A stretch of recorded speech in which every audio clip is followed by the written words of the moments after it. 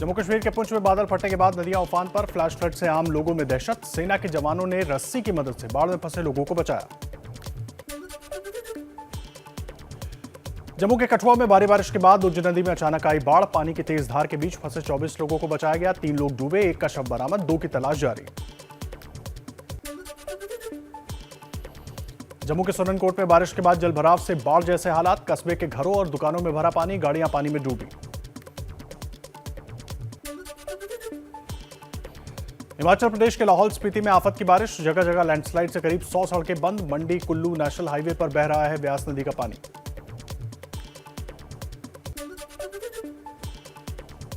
हिमाचल के मंडी में एनडीआरएफ और प्रशासन की मदद से 24 लोगों को बचाया गया। ब्यास नदी में भारी बाढ़ के बीच फंसे लोगों का रेस्क्यू।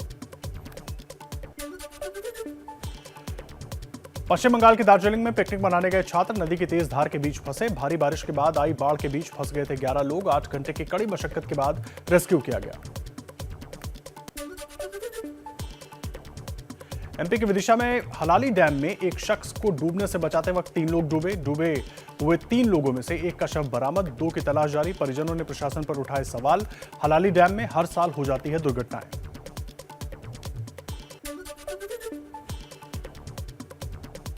उत्तराखंड के हरिद्वार में गंगा का जलस्तर खतरे के निशान से ऊपर पहुंचा। निचले इलाकों में बाढ़ का कहर। 6 से 7 गांव पानी की चपेट में। फसलों को हो रहा है नुकसान। कई गांवों का संपर्क टूटा।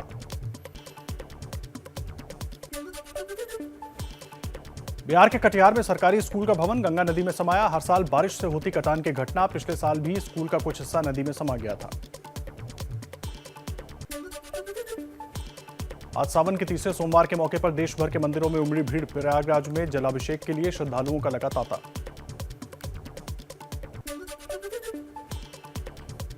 पश्चिम बंगाल के कूच बिहार में बड़ा हादसा। गाड़ी में करंट लगने से 10 की मौत, 16 लोग घायल। गाड़ी में लगी जनरेटर की वायरिंग में आग से हादसे का अंदेशा।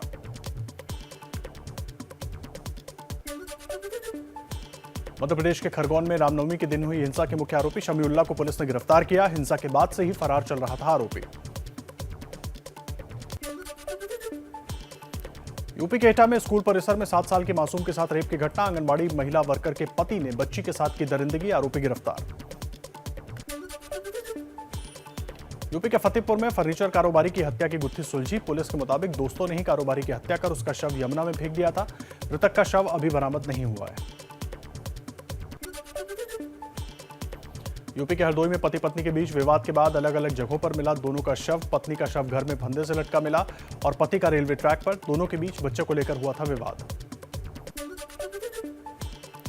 यूपी के औरैया में एक महिला ने प्रेमी के साथ मिलकर की पति की हत्या। 2 महीने पहले महिला की शादी हुई थी। प्रेमी से शादी करने के लिए पति की हत्या की। हरियाणा एटीएस को मिली बड़ी कामयाबी। विधायकों को धमकी देने वाले 6 आरोपी गिरफ्तार। बिहार से 4 और मुंबई से 2 आरोपियों को गिरफ्तार किया गया। आरोपियों के पास से मोबाइल फोन, सिम कार्ड और पासबुक बरामद। एमपी के रतलाम मेडिकल कॉलेज में रैगिंग मामले में छात्रों पर सख्त कार्रवाई। रैगिंग करने वाले 7 छात्रों को 1 साल के लिए सस्पेंड किया गया। 4 लोगों को 6 महीने के लिए कॉलेज से बाहर किया।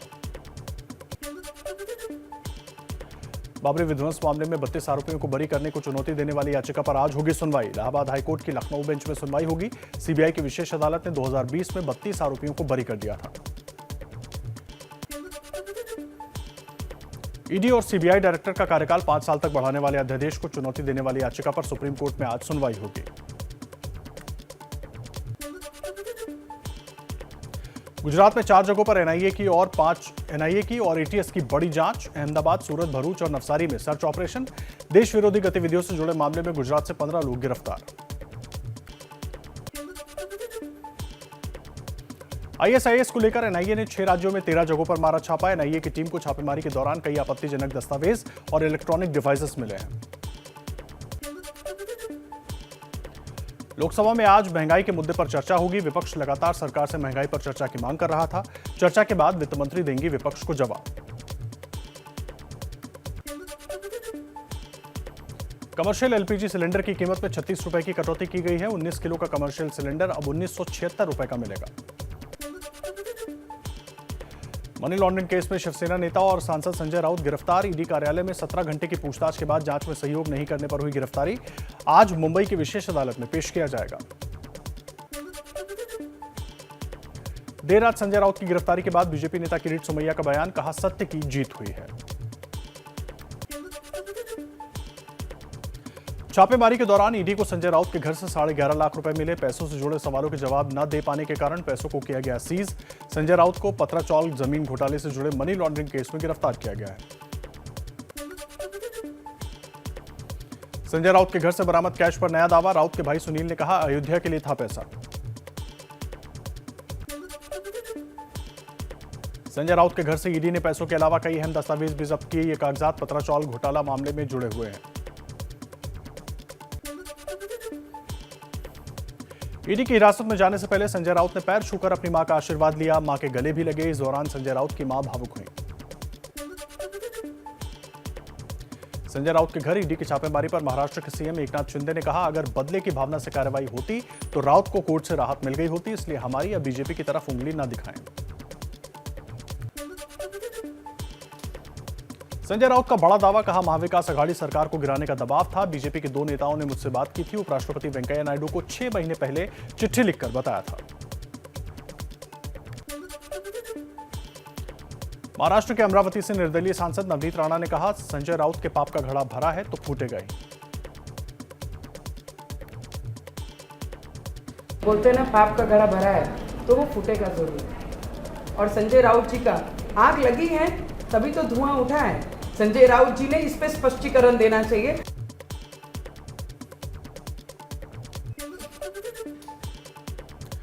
कैश कांड में फंसे झारखंड के तीनों विधायकों को 10 दिन की पुलिस कस्टडी। पूछताछ में सवालों के सही जवाब न दे पाने की वजह से हुई थी गिरफ्तारी।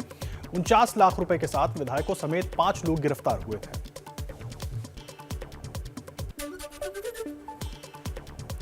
कांग्रेस विधायक कुमार जयमंगल सिंह की शिकायत पर तीनों विधायकों के खिलाफ 0 एफआईआर दर्ज। शिकायत में कहा, असम सीएम हेमंत बिस्वा शर्मा की तरफ से मिला था 10 करोड़ का ऑफर। बिस्वा ने आरोप को किया खारिज। पश्चिम बंगाल के हावड़ा में कैश के साथ पकड़े गए झारखंड कांग्रेस के तीनों विधायकों इरफान अंसारी, राजेश कच्छप और नमन विक्सन को किया गया निलंबित। विधायकों की गाड़ी से 49 लाख रुपए बरामद हुए थे। हावड़ा में कैश के साथ पकड़े गए विधायक इरफान अंसारी के भाई का दावा, कहा इरफान के पास पैसों के दस्तावेज हैं। वो हर साल इस समय आदिवासी कार्यक्रम के लिए कपड़े खरीदने आते हैं। शिक्षक भर्ती घोटाले को लेकर बंगाल बीजेपी के सांसद आज संसद भवन परिसर में विरोध प्रदर्शन करेंगे। सुबह 10:30 बजे संसद भवन परिसर में गांधी प्रतिमा के सामने करेंगे प्रदर्शन। पश्चिम बंगाल के शिक्षक भर्ती घोटाले में नया खुलासा, अर्पिता मुखर्जी के फ्रीज बैंक अकाउंट से 8 करोड़ रुपए मिले। ईडी की पूछताछ में अर्पिता ने बताया, पार्थ चैटर्जी के हैं सारे पैसे। अर्पिता मुखर्जी के घर से बरामद करोड़ों रुपयों से पार्थ चैटर्जी का किनारा, कहा ये मेरे पैसे नहीं हैं। साजिश के सवाल पर पार्थ बोले, समय आने पर आप समझ जाएंगे। ममता सरकार के पूर्व मंत्री पार्थ चैटर्जी और उनके करीबी अर्पिता मुखर्जी की गिरफ्तारी के बाद सामने आ रही है नई जानकारी। ईडी को बीरभूम में अर्पिता का एक और घर मिला। लेखपाल परीक्षा पेपर लीक मामले में प्रयागराज से नकल माफिया विजयकांत पटेल समेत एसटीएफ ने 21 लोगों को गिरफ्तार किया। कई परीक्षा केंद्रों से 20 से ज्यादा सॉल्वर्स को किया गया गिरफ्तार। लेखपाल भर्ती परीक्षा पेपर लीक मामले में अखिलेश का सीएम योगी पर निशाना, कहा यह बीजेपी सरकार की चाल जिससे कोई भी परीक्षा पूरी ना हो पाए और लोगों को नौकरी ना मिले। पटना में बीजेपी के राष्ट्रीय अध्यक्ष जेपी नड्डा का परिवारवाद पर बयान, कहा कांग्रेस सिर्फ भाई बहन की पार्टी। महाराष्ट्र में उद्धव ठाकरे अब समाप्ति पर। ओडिशा में नवीन पटनायक एक व्यक्ति की पार्टी। राज्यसभा सांसद और बीजेपी नेता सुशील मोदी ने एबीपी न्यूज से की खास बातचीत। बिहार में बीजेपी जेडीयू की बयानबाजी को लेकर कहा, कुछ मुद्दों पर मतभेद लेकिन तालमेल सही। ऐसा नहीं कि तालमेल नहीं है। आपने देखा होगा पिछले दिनों धर्मेंद्र प्रधान जी 2 बार यहाँ पर आए और जेडीयू बीजेपी के बीच बहुत बेहतर तालमेल है।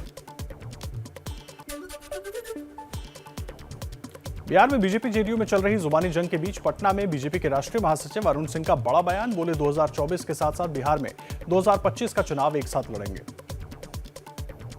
मैं स्पष्ट करना चाहूंगा कि 2024 में भी चुनाव साथ में लड़ेंगे अपने गठबंधन जो पार्टी है, और 2025 के भी चुनाव साथ में ही लड़ेंगे। यह स्पष्टता आप सबके मन में होनी चाहिए।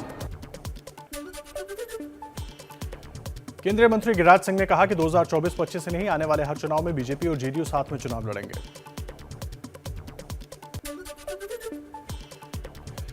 दिल्ली के सीएम अरविंद केजरीवाल का आज गुजरात दौरा गुजरात के वेरावल में जनसभा को करेंगे संबोधित। दिल्ली के नए पुलिस कमिश्नर संजय अरोड़ा आज संभालेंगे पद। 31 जुलाई 2025 तक अपने पद पर बने रहेंगे संजय अरोड़ा। केरल में मंकी पॉक्स जैसे लक्षण वाले युवक की इलाज के दौरान मौत। 22 साल का युवक यूएई से लौटा था। युवक को कोई दूसरी बीमारी नहीं थी। राज्य सरकार ने जांच के आदेश दिए। मंकी पॉक्स वायरस को लेकर एक्शन में केंद्र सरकार। मंकी पॉक्स के मामलों पर नजर रखने के लिए डॉक्टर वीके पॉल की अध्यक्षता में टास्क फोर्स का गठन किया गया।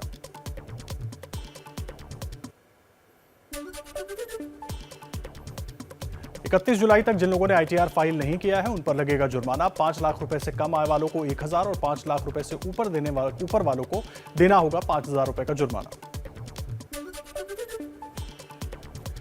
अगस्त महीने में 2 एसयूवी हैचबैक और इलेक्ट्रॉनिक सेडान कारें लॉन्च होने वाली हैं। महिंद्रा 5 एसयूवी कार लॉन्च करेगी।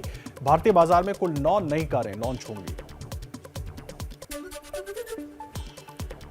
जिंदल ग्रुप के चेयरपर्सन सावित्री जिंदल बनी एशिया की सबसे अमीर महिला। ब्लूमबर्ग की रिपोर्ट के अनुसार सावित्री के पास 89.49 हजार करोड़ रुपए की संपत्ति है।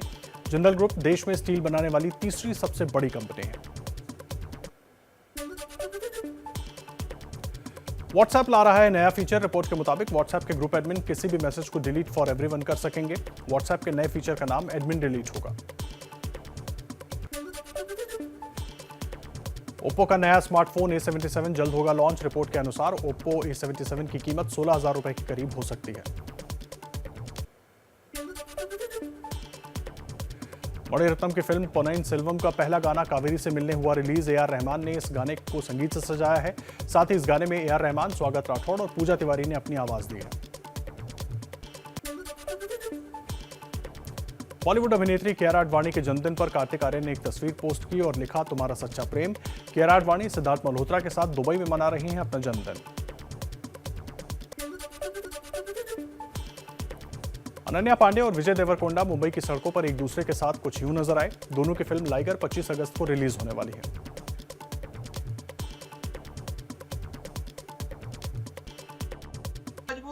क्या मजबूरी है मेरी, बताइए। मैं अभी आपको बताती हूँ कि मैंने ओए होए होए होए नमकीन के चटकारे लेते हुए टकटकी मार के डिबेट शो को पॉज रिपीट कर करके देख रहे हैं जोगिंदर जी। इनकी तरह आप भी देखें अपने फेवरेट डिबेट्स को रिपीट कर और डाउनलोड कीजिए एबीपी लाइव ऐप अपने स्मार्ट टीवी पर।